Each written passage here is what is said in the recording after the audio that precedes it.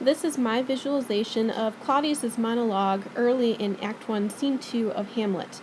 He's essentially updating us on the status of the nation and of the royal household at this point, but he makes some interesting comparisons and contrasts in this particular monologue that I think are worth noting, and so I've attempted to highlight those with my visualization. Though yet of Hamlet, our dear brother's death, the memory be green, and that it us befitted to bear our hearts in grief, and our whole kingdom to be contracted in one brow of woe. Yet so far hath discretion fought with nature, that we, with wisest sorrow, think on him, together with remembrance of ourselves.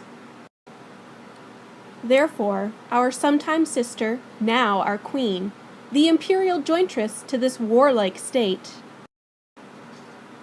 have we, as 'twere with a defeated joy, with an auspicious and a dropping eye, with mirth and funeral, and with dirge and marriage, in equal scale weighing delight and dole, taken to wife. Now, as you may have noticed, I used actually several images per line as I was going through and visualizing this particular monologue. I opened with the idea of a green death, green of the sapling, a young plant indicating that something was new, and then, of course, the marker of death, the gravestone. I went on to show that the king now, Claudius, is thinking of him. It's the picture of he and Gertrude walking down the steps, and also of the death of his brother. Then we see that he indicates that he has married his sister, or what would have been his sister-in-law. I pictured the Jacksons, Michael kissing Janet. I hope you picked up on that it's brother kissing sister here, to indicate that he married his sister-in-law to become king while she was still queen.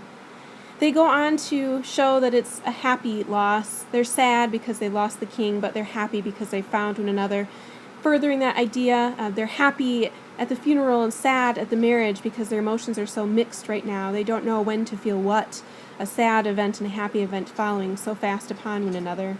And then building on that idea, they're weighing their happiness and their sadness, trying to find that happy medium because they are now married and supposedly have a good relationship after the death of the first king.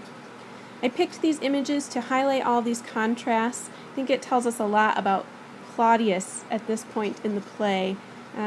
It seems as though maybe he's not as sad as he should be about the death of his brother. He's got a bit of happiness going on in his life that maybe should grab our attention.